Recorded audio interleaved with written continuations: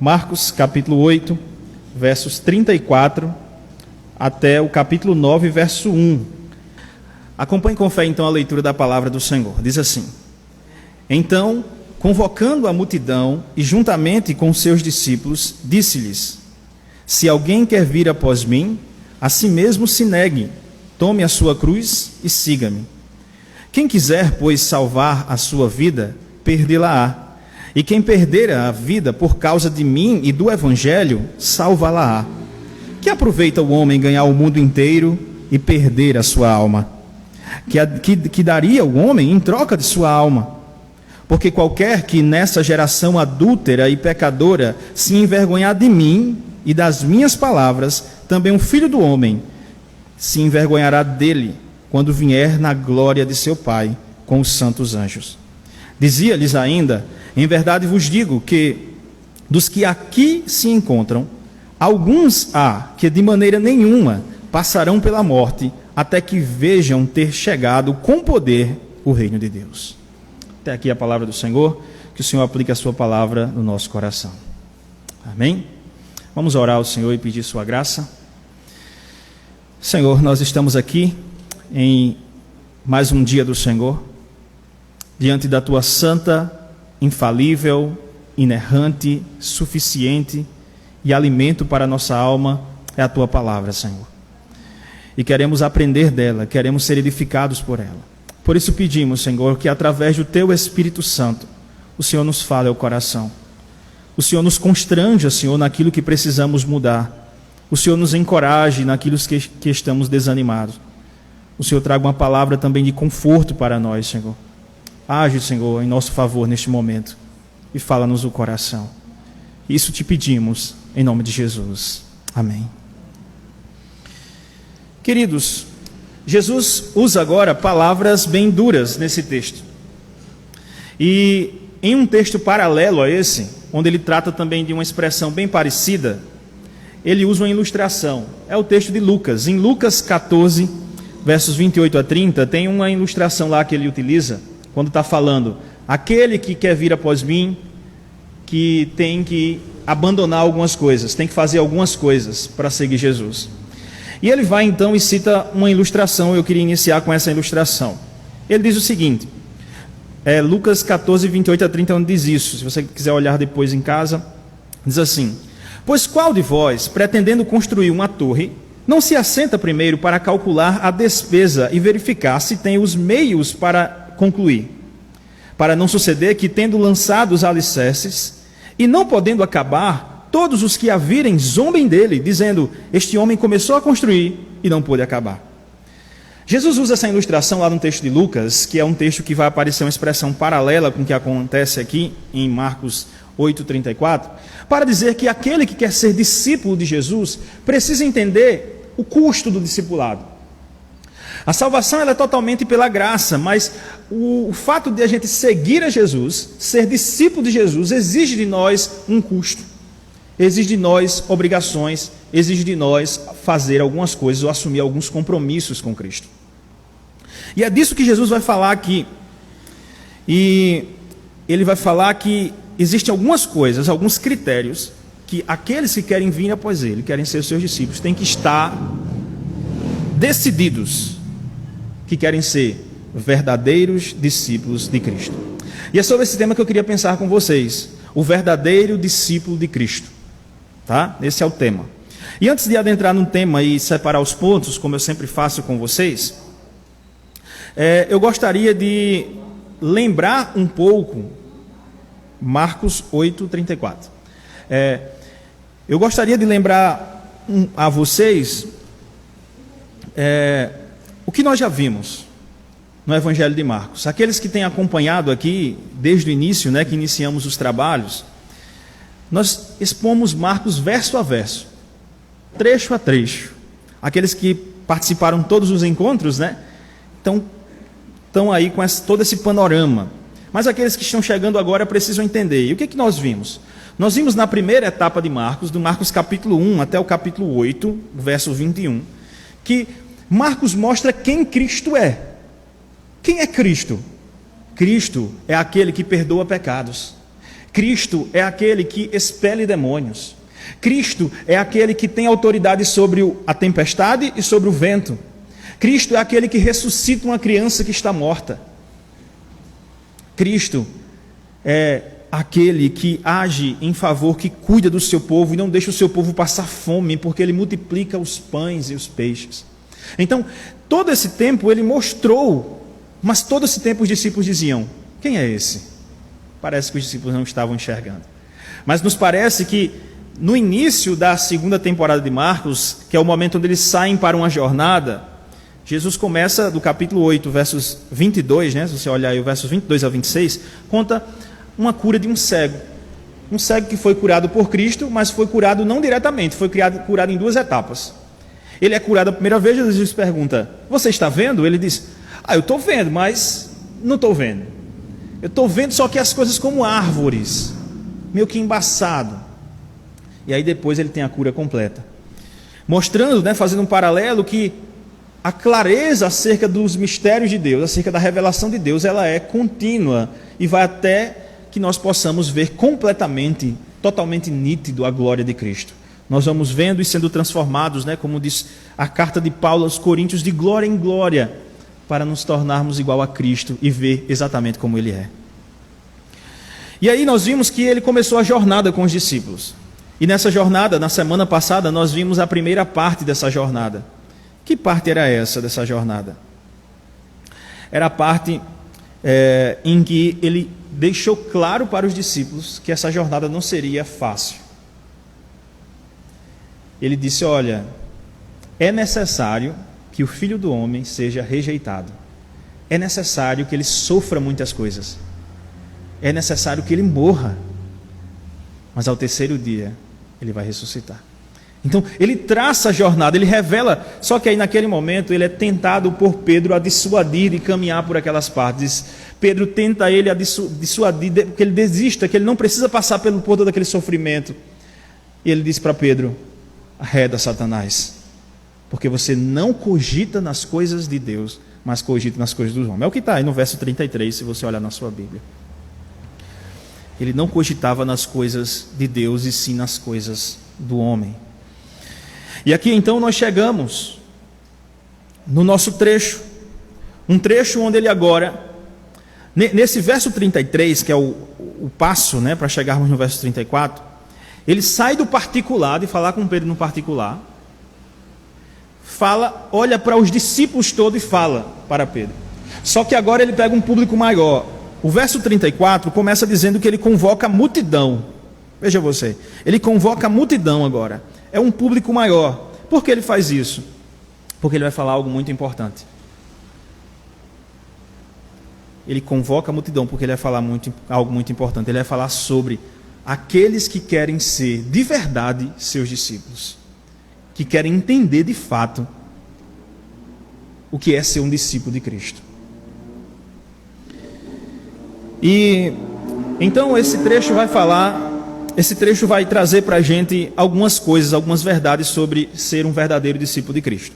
A primeira verdade é que ele vai enumerar critérios para ser um discípulo de Cristo. Verso 34, ele vai enumerar critérios para ser um discípulo de Cristo. Então, aqui nós vamos perceber condições. Quer ser um discípulo de Cristo? Então você tem que cumprir esse item e esse item. Nós vamos ter essas respostas aqui. Segunda coisa que ele vai nos dizer, razões para ser um discípulo de Cristo. Por que eu devo ser um discípulo de Cristo? Por que eu não devo deixar isso para lá? Por que eu devo ser um discípulo de Cristo? Então, verso 35 a 37, ele vai enumerar essas razões. E finalmente, verso 38 e o primeiro verso do capítulo 9, vai nos mostrar a honra de ser um discípulo de Cristo. Como isso é honrado, como isso é importante. Por quais são as benesses de ser um discípulo de Cristo? Ele recebe a honra do próprio Cristo. É isso que nós vamos ver, o verso 38 e capítulo 9, verso 1. Então, que Deus nos abençoe e nos faça compreender essas três verdades, né? 3 informações importantes sobre ser um discípulo de Cristo. Então, vejam primeiro aí, verso 34, critérios para ser um discípulo de Cristo. O verso 34, se você está aí olhando na sua Bíblia, aparece a expressão convocar. Essa expressão ela só aparece quando Jesus quer chamar as pessoas Lembrando para o pessoal que está chegando novo, se você trouxe uma canetinha e quiser anotar os pontos, a gente deixa um espaço no boletim para você também anotar e guardar. Tem outros que já trazem um caderno de anotações, mas vocês fiquem à vontade. A vantagem disso é que você depois em casa pode rever os pontos da mensagem, lembrar e meditar novamente, tá? Então, só dando essa dica aí. Então, essa palavra convocar, tá, no texto grego mesmo, ela aparece em lugares específicos de Marcos, quando ele quer falar algo importante. Por exemplo, no capítulo 3, verso 13, apareceu lá quando ele escolheu os apóstolos. Ele chamou os apóstolos. A palavra que ele chamou ali é a mesma palavra utilizada aqui para convocar. Mais à frente, quando ele é acusado de expulsar demônios pelo poder de Beelzebu, ele convoca os escribas e fariseus para falar com ele. E aí, de novo, ele usa essa palavra convocar. Então, é um momento onde ele convoca para uma ocasião importante. Só que em nenhum momento havia um ponto em que Jesus convoca uma multidão. Ele convoca os discípulos, ele convoca um grupo lá de escribas, mas agora ele convoca uma multidão. É o que o texto diz aí. O verso 34, ele convocou uma multidão juntamente com os seus discípulos. Isso nos traz uma pergunta interessante. Pastor, não era uma jornada só ele e os discípulos? Como é que essa multidão apareceu aí do nada, né?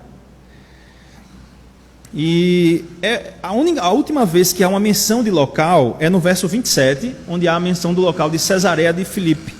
Tá? Cesareia de Filipe é uma região ao norte do Mar da Galileia. Jerusalém ficava ao sul, né? Só para lembrar vocês, o caminho para ir para Jerusalém, ele vai para o norte e depois desce para o sul, para Jerusalém. Então, Cesareia de Filipe ficava 40 quilômetros ao norte do Mar da Galileia e era possivelmente uma região gentílica, ou seja, não de judeus que estavam ouvindo ele. E ele chama aquela multidão, aquele povo ali. E qual a razão então dele chamar uma multidão de pessoas que não estavam acompanhando ele lá no Mar da Galileia, mas que ele chama agora? É possível então que a inclusão dessas pessoas, dessa multidão para ouvir isso, é porque o que Jesus vai dizer agora não é apenas para os seus discípulos, não é apenas para aqueles que estavam caminhando com ele, mas é para todas as pessoas que querem vir após ele. Observe expressões aí no verso 34, alguém, né? O verso 34 aí vai dizer, se alguém quer vir após mim. Esse alguém é indefinido, qualquer pessoa da multidão. Outra expressão que vai aparecer, qualquer, né? Verso 35 vai dizer, quem quiser, qualquer que quiser, pois salvar a sua vida. Outra expressão no verso 38, né? Porque qualquer que nesta geração.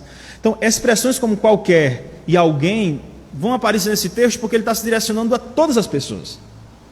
E essa mensagem, ela aparece para nós hoje também. Está sendo direcionada para nós, aqueles que participam do culto ao Senhor, aqueles que vêm à igreja e aqueles também que não vêm à igreja, que não participam. Essa mensagem é para todos eles, aqueles que querem vir após Cristo. E é por isso que há a menção aqui de multidão. Porém, é aqueles que querem. Veja o que o texto diz aí. Se alguém quer vir após mim. O desejo de seguir a Jesus é o que aparece aqui. Alguém que quer vir a Jesus, quer seguir a Jesus, tem que ter esse desejo. E aí, dentre esses que têm esse desejo, querem vir após ele, né? A expressão aqui é atrás dele. Tem um comentarista chamado William Hendricks, que ele diz que a figura aqui é baseada no fato de que aquelas pessoas que acompanhavam Jesus sempre iam atrás dele. Ele era o líder, ele ia na frente e as pessoas iam atrás dele. Então, por isso a ideia aqui é aquele que quer vir após mim, aqueles que querem ser seguidores do Senhor. E o que eu acho interessante nesse texto aqui, se você está olhando para esse verso 34, é que tem uma conjunção se aí. Se alguém quer vir após mim. Essa conjunção, ela traduz bem a ideia do texto grego.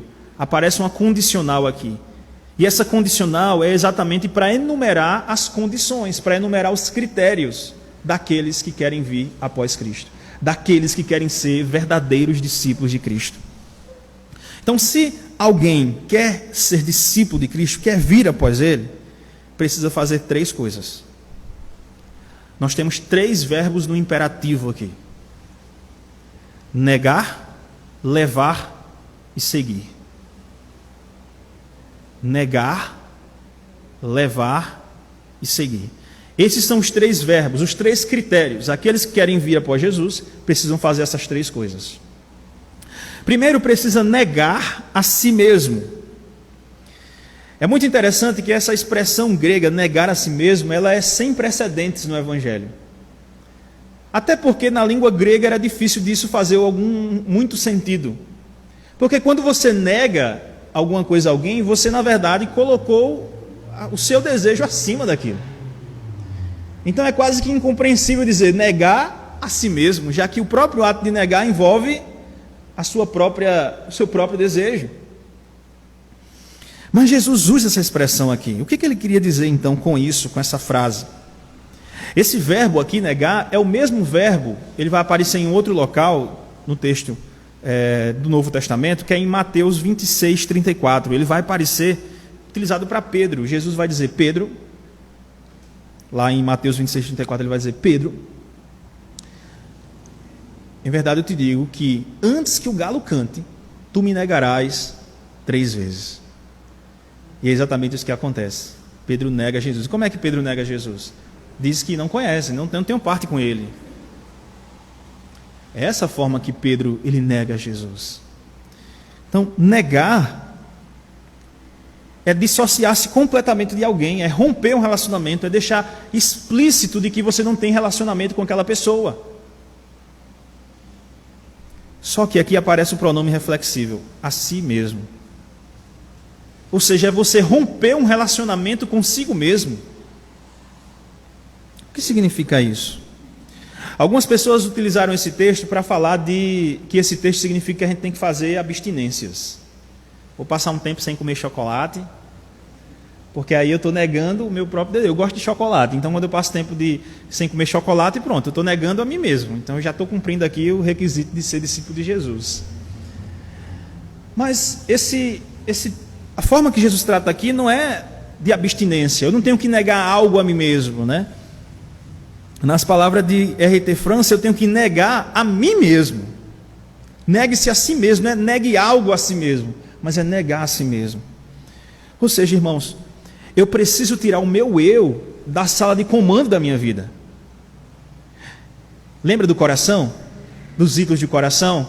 Que é aqueles que assumem o trono na nossa vida, nas nossas decisões. Eu preciso que no meu coração, o meu eu saia do trono e Cristo assuma esse lugar. Que as minhas decisões, que aquilo que eu faço seja norteado pela vontade de Cristo, por aquilo que é agradável a Cristo. Isso é negar a si mesmo, é tirar você mesmo do trono da sua vida. Sabe, irmãos, a gente às vezes quer sempre fazer as coisas do jeito da gente. E a gente, quando vai tomar uma decisão, a gente nunca pondera ou se pergunta, será que isso é agradável a Deus? Nunca ora antes de tomar as decisões. Aqueles que negam a si mesmo, eles se colocam na total dependência do Senhor. E, portanto, toda decisão que ele toma, todo caminho, todo rumo da sua vida é direcionado por Cristo. É se perguntado antes, isso é agradável ao Senhor? Isso é negar a si mesmo. É dizer como o apóstolo Paulo em Gálatas 2, 19 e 20, eu estou crucificado com Cristo, e já não sou eu quem vive em mim, mas Cristo vive em mim. Não sou eu mais que vivo, mas Cristo vive em mim. Então essa é a primeira coisa que nós devemos fazer, primeiro imperativo. Aqueles que querem ser discípulos de Jesus precisam negar a si mesmo. Segunda coisa, eles precisam levar, né, o que o texto diz. Negue-se a si mesmo, tome a sua cruz, ou leve a sua cruz. Tomar ou levar a sua cruz. Essa é a primeira vez que aparece a expressão stauros, a palavrinha grega traduzida por cruz. É a primeira vez no Evangelho de Marcos que aparece. E para as pessoas, para os ouvintes de Jesus, que estavam naquele ambiente romano, eles entendiam bem o que era carregar a cruz. O que era carregar a cruz para eles? Carregar a cruz para eles era alguém que foi condenado à morte por cruz e teria que carregar a sua cruz até o local onde a cruz seria levantada e ele seria crucificado. Isso é carregar a cruz. Então, para os ouvintes de Jesus, essa era a ideia. Para os ouvintes de Marcos, e aí eu sempre gosto de falar, é importante a gente entender esse princípio de interpretação bíblica. Eu preciso considerar as palavras de Jesus para os seus primeiros ouvintes, aquelas pessoas que estavam ali, e eu tenho que considerar os primeiros ouvintes de Marcos. Quando Marcos escreveu esse livro, Jesus já havia sido crucificado. Então eu tenho que considerar as duas situações.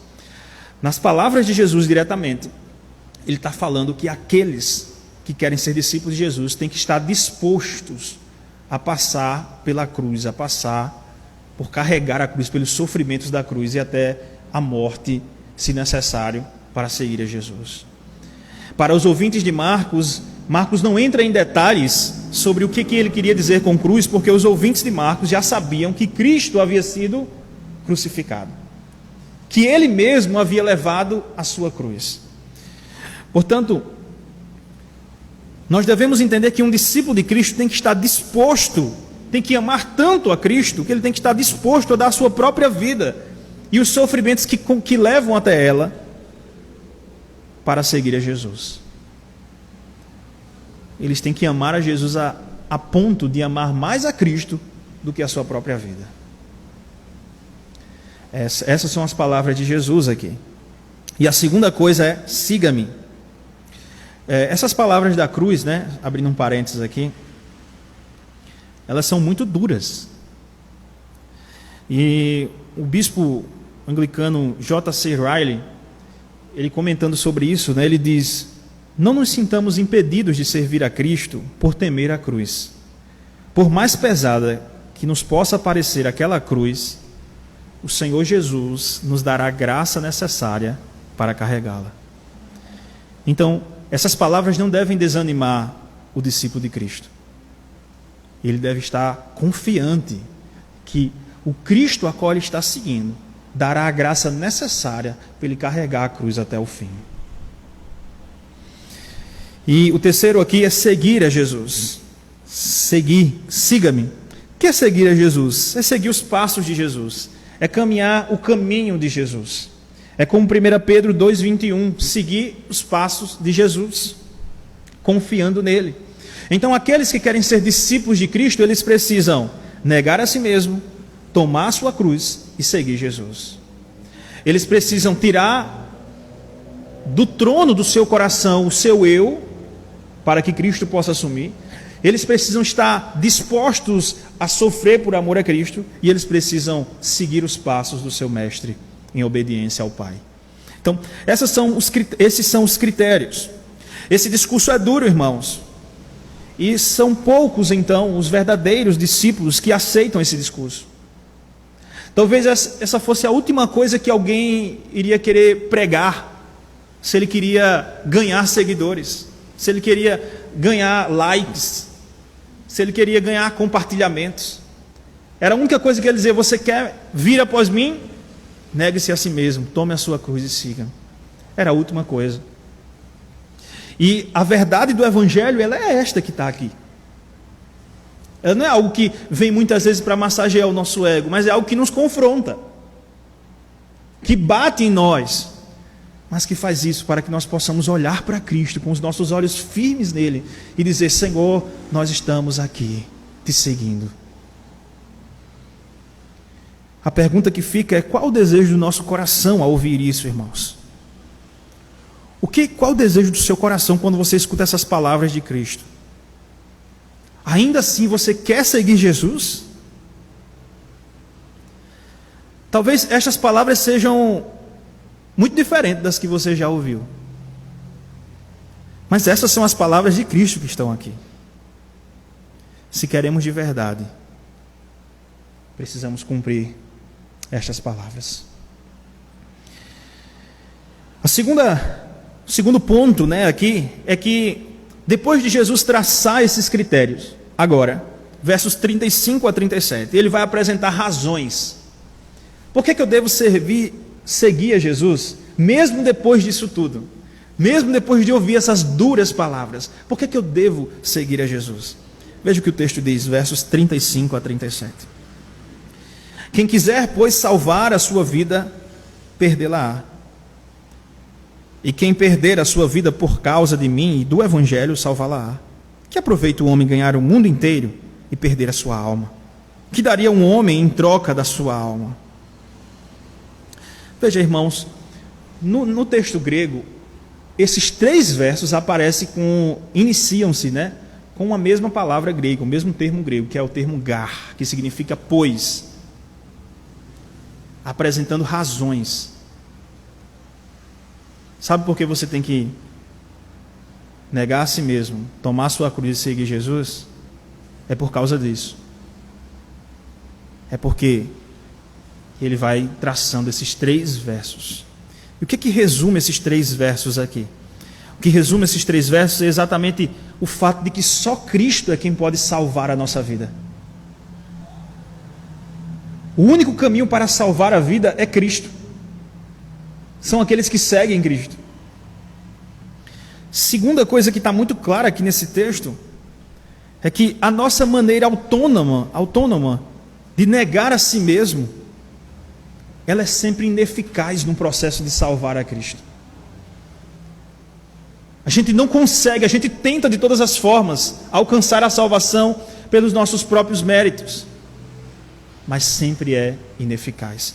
E é isso que esse texto vai reunir. Veja você, salvar a sua vida, o que diz o verso 35. Nós temos um jogo de palavras aqui, com a palavrinha grega psique, né, que significa vida ou alma. E nesse jogo de palavras, a melhor forma da gente compreender ele é tratar entre vida terrena e vida eterna.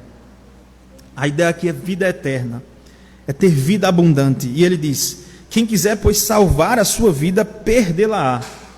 A palavra aqui para perder pode ser traduzida também por destruir, morrer. Então, aqueles que se empenham por tentar salvar a sua vida acabam se perdendo.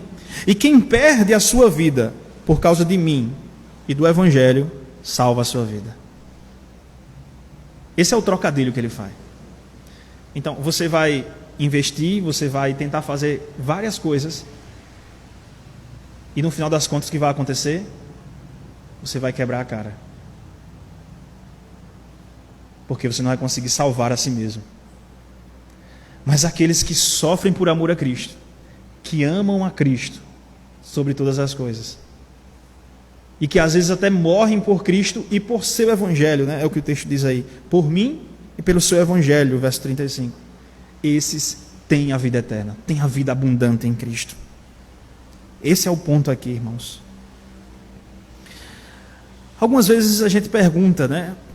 É uma pergunta muito clara: por que você está aqui hoje? Por que você obedece a Deus? Por que você serve a Deus? E muitas pessoas respondem da seguinte forma: porque eu quero me salvar. Eu faço isso porque eu quero a salvação. E se acontecer, se você fizer tudo isso e no final não ser salvo? Esse texto parece que está tratando disso aqui. Nós devemos fazer o que fazemos, participar dominicalmente do culto ao Senhor, que é um chamado do Senhor para nós, participar da comunidade do povo de Deus, obedecer a palavra de Deus, meditar na palavra de Deus, orar, cantar louvores ao Senhor. Tudo isso nós devemos fazer por quê, irmãos? Porque amamos ao Senhor. E por Ele nós nos alegramos, mas também sofremos. E fazemos tudo isso por Ele. Porque no final das contas, é por meio dEle que a minha alma vai ser salva. Não é por meio do que eu faço. Porque aquele que quer salvar... Eu gosto muito dessa expressão quer, que é a telei, que é desejo.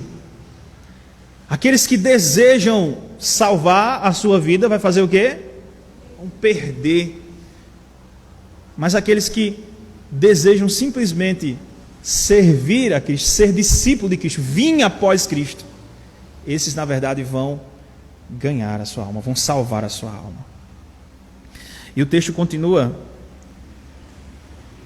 nos mostrando que esse desejo por Cristo, né, que tem uma ligação direta com a salvação da nossa alma, com a vida abundante, Cristo coloca esse ponto aqui exatamente porque parece que a vida é o bem mais precioso que o homem tem. E aí como é que ele deixa isso claro para a gente? Veja você, verso 36. Que aproveita o homem ganhar o mundo inteiro e perder a sua alma? Esse verso é um verso custo-benefício. A comparação aqui é custo-benefício. O que é melhor? Ganhar o mundo inteiro e perder a alma? Será que tem algum benefício nisso? Imagine que por um instante uma pessoa pudesse ganhar o mundo inteiro.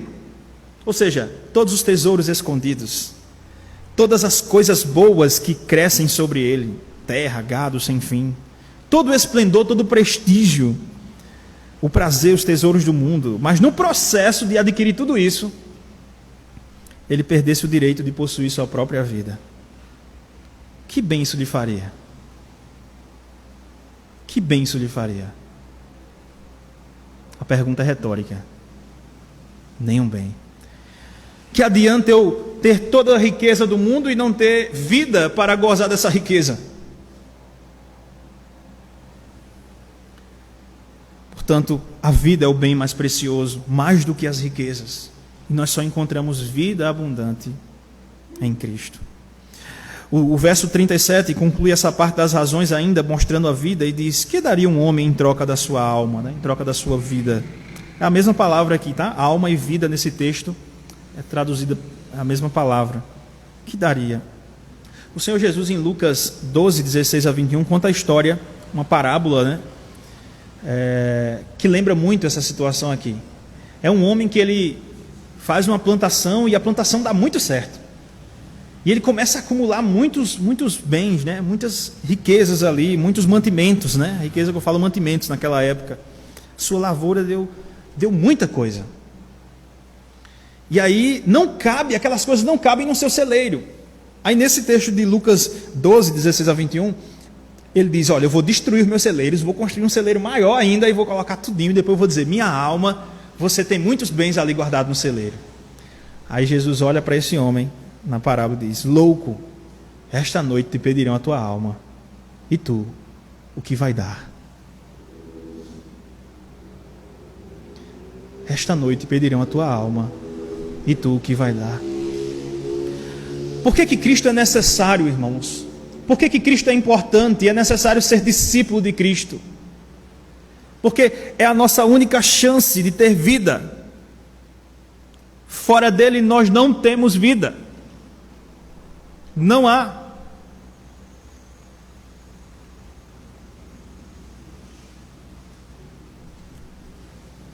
Quão preciosa é a nossa vida, irmãos. Esses dias de coronavírus mostrou mais ainda isso. Como nós, seres humanos, amamos a nossa vida. A ponto de ficarmos fechados dentro de casa durante um período aí grande, não é? Porque não queríamos ser infectados por um vírus que poderia nos levar à morte. Isso mostra que mesmo que você diga: ah, não, minha vida não, você ama. Isso é porque nós não nascemos, irmãos, para a morte. Sexta-feira nós estávamos falando aqui da criação, né? Os irmãos que estavam aqui devem lembrar. Deus criou o homem para ser imortal, né? Criou ele naquele primeiro momento e ele tinha vida abundante, até que ele fez o quê? Desobedeceu. Então, Eclesiastes vai dizer que Deus colocou no coração do homem a eternidade, a noção de eternidade. Por isso que a gente quer viver. A gente não quer morrer. A gente quer viver, a gente não aceita que tem que ter essa parte da morte. E este anseio, este desejo que tem no seu coração, que tem no meu coração, de querer viver, este anseio pela eternidade, só encontra satisfação concreta no desejo de seguir a Cristo. Fora isso, ele não encontra satisfação. Nosso anseio pela eternidade só encontra satisfação concreta no desejo de seguir Jesus. Essa palavra deve ficar gravada no seu coração. Essa é a razão clara porque nós devemos seguir a Jesus, porque nele tem vida. Porque nele tem vida. E agora, finalmente, em terceiro lugar, nós já vimos os critérios para ser um discípulo de Jesus, nós já vimos as razões para ser um discípulo de Jesus. E agora nós vamos ver a honra de ser um discípulo de Jesus. Veja você, verso 38 e verso 1 do capítulo 9. O texto nos diz: porque qualquer que nesta geração adúltera e pecadora se envergonhar de mim e das minhas palavras, também o Filho do Homem se envergonhará dele, quando vier na glória de seu Pai com os santos anjos.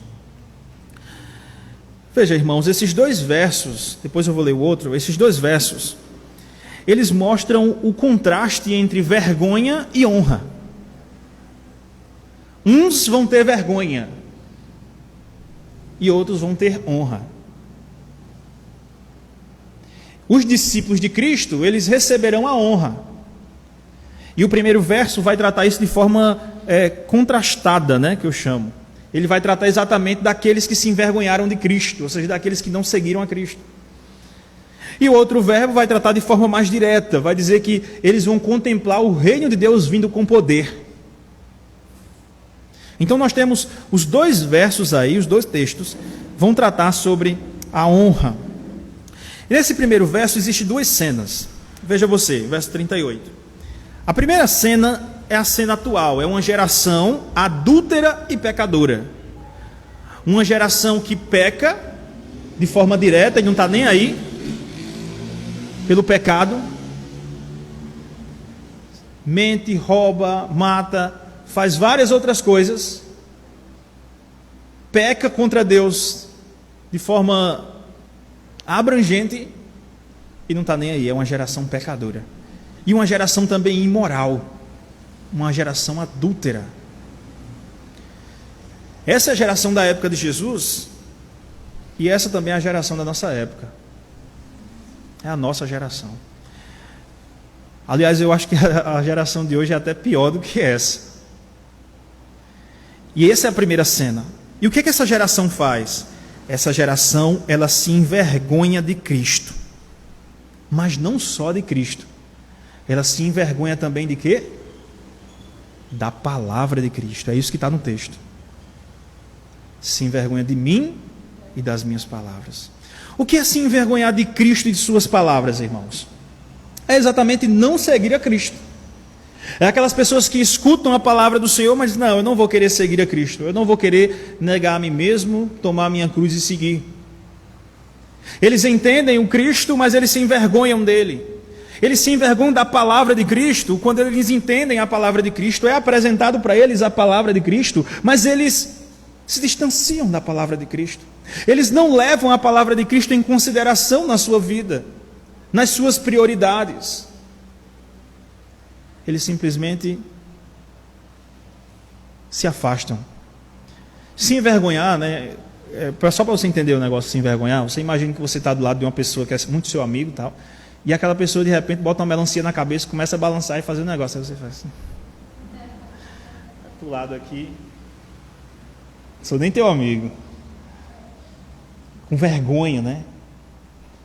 Um exemplo bem pífio, né? Bem pequeno, bem... Mas vergonha é exatamente se afastar daquilo, porque aquilo não te traz honra.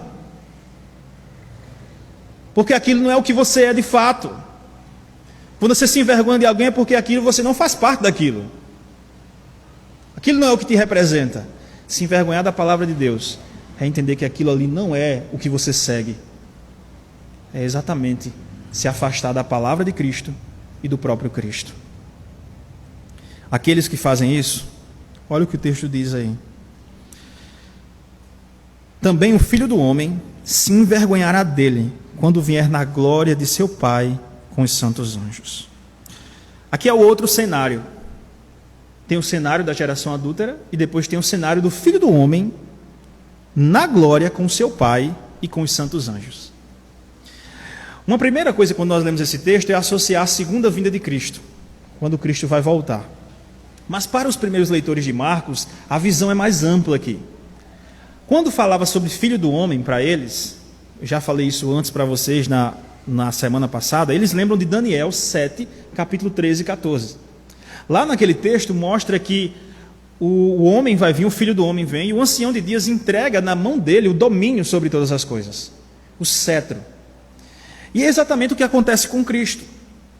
Depois que Cristo morre, e ressuscita e sobe aos céus, a ele é dado toda a autoridade nos céus e na terra. Ele recebe o cetro de domínio sobre todas as coisas.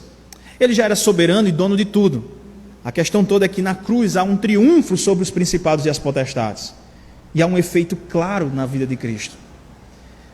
E aí ele agora está com o Pai e com os seus anjos. Portanto, os eventos da ressurreição, a ascensão de Jesus, descida de Pentecostes e a sua segunda vinda, que é o que nós aguardamos agora, tudo isso engloba o que nós chamamos da glorificação do Filho do Homem. Em 1 Coríntios, capítulo número 15, o texto lá deixa claro para nós que ao Filho foi dado então o cetro de poder, para que ele pudesse executar todo o plano da redenção. E quando o último inimigo for derrubado, então ele pegará esse cetro e devolverá nas mãos do Pai. Então é esse momento, e esse momento é exatamente o momento que acontece aqui, em que o Filho do Homem está na glória com seu Pai e com os santos anjos. Então todos esses eventos juntos, eles representam esse momento aqui. Então aplica-se à segunda vinda de Cristo também, porque ele está dentro desses eventos. Por que eu estou deixando claro isso? Porque o próximo texto, o primeiro verso do capítulo 9, que está dentro dessa perícope, vai tratar exatamente desse mesmo momento. Porque nesse momento o reino de Deus, que já havia chegado, começa agora a vir com poder, a partir do momento que o cetro vem para a mão do Filho. A partir desse momento, o momento da ressurreição de Jesus, a ascensão e descida de Pentecostes. E aí, é o que o verso diz diretamente. Dizia-lhes ainda, em verdade vos afirmo, que dos que aqui se encontram, alguns há que de maneira nenhuma passarão pela morte até que vejam ter chegado com poder o reino de Deus. E de fato, alguns viram o reino de Deus chegar com poder. Eles viram a ressurreição do Senhor. Eles viram a ascensão de Cristo. Eles viram a descida de Pentecostes. E eles aguardam a segunda vinda de Cristo. Isto é o reino que veio com poder. O verbo que aparece aqui, ter chegado, esse verbo perfeito, mostra que alguns deles não só veriam, mas testificariam que agora o reino veio com poder. Alguns deles testificariam até mesmo antes o poder de Cristo, a glória de Cristo. E quando é que vai acontecer isso com alguns deles ali? No verso seguinte. O verso seguinte, capítulo 9, verso 2 em diante, nós vamos ver isso no próximo domingo. Se você estiver conosco, você vai ver a exposição desse texto. É o momento da transfiguração. Cristo chama alguns deles, a saber, Pedro, Tiago e João, e leva eles para um monte. E naquele monte eles veem a glória do Filho de Deus. É o momento que a gente chama de transfiguração. Domingo, com a graça de Deus, nós vamos ver esse texto. Mas o que esse texto nos aponta para nós?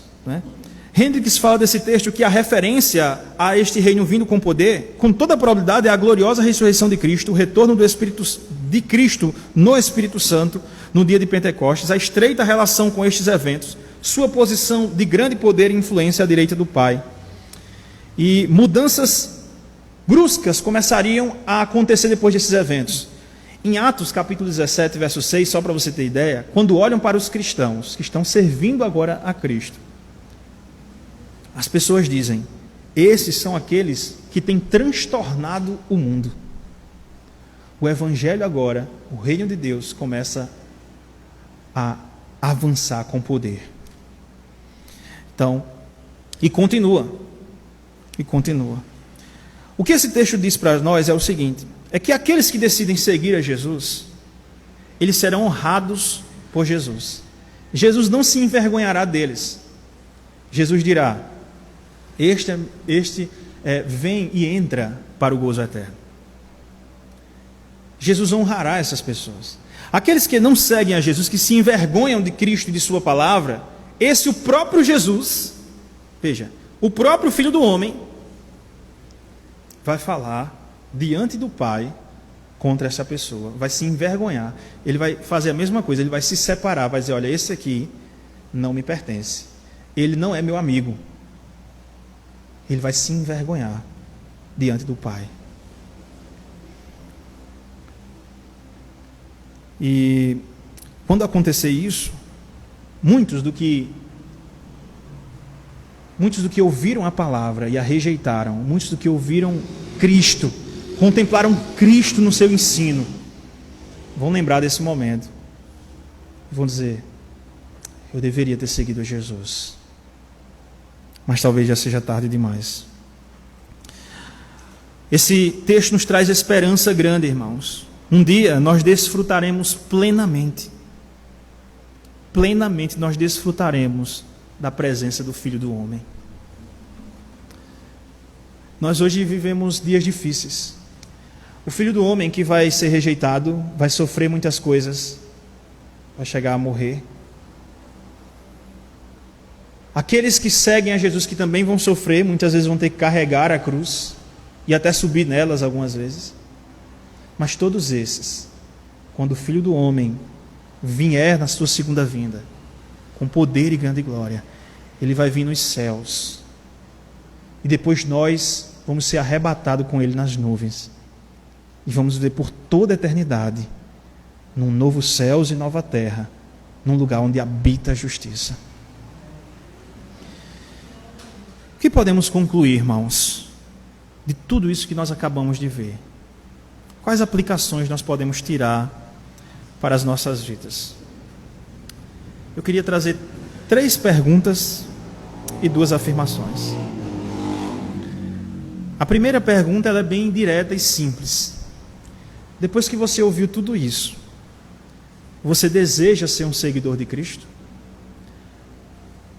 Essa talvez seja a pergunta para você nesta noite. Depois que você ouviu tudo, essas são as palavras do próprio Cristo. Essas palavras lhe animam, você deseja ser um seguidor de Cristo. Eu quero muito que a sua resposta seja positiva, que essas palavras lhe animem, ainda que sejam palavras duras. A segunda pergunta é: quanto de você mesmo ainda precisa ser negado? Quanto de você mesmo ainda precisa ser destronado do trono de comando da sua vida? Quanto você precisa negar a si mesmo ainda? Terceira pergunta: quanto nós estamos dispostos a sofrer por Cristo? Qual o tamanho da cruz que você está disposto a carregar? Talvez as respostas a estas perguntas digam muita coisa sobre nós, como nós estamos. 2 afirmações que nos trazem encorajamento. Primeira: existe vida abundante em Cristo. O anseio pela eternidade que existe no nosso coração só encontra satisfação concreta no desejo de seguir Jesus. Só. Sem isso, você vai viver a sua vida inteira aqui na terra sem ter a satisfação, sempre preocupado, sem ter essa satisfação. Segundo, existe uma honra especial, direto dos lábios do Filho do Homem, de Cristo, do Filho de Deus, que nos espera para ser proferida diante do Pai a nosso respeito. Pense nisso.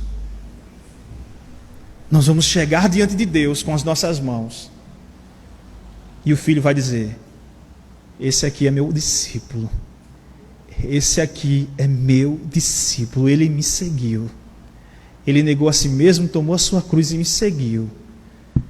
Ele vai entrar para o gozo eterno. Essas são as palavras, irmãos, do Senhor Jesus para nós. Eu quero estar naquele dia. Eu quero muito estar naquele dia. Que esse dia chegue logo, em que o Filho de Deus olhará para mim e dirá com essas palavras: esse é o meu desejo. Esse é meu discípulo. Ainda que aqui nós tenhamos que sofrer, que lutar, que ser rejeitado, que sofrer muitas coisas, a semelhança de Cristo, essas doces palavras: esse é meu discípulo, será o conforto de nossas almas. Que o Senhor aplique esta palavra em nosso coração e que o seu Espírito Santo fale às nossas almas. Vamos orar neste momento. Feche seus olhos.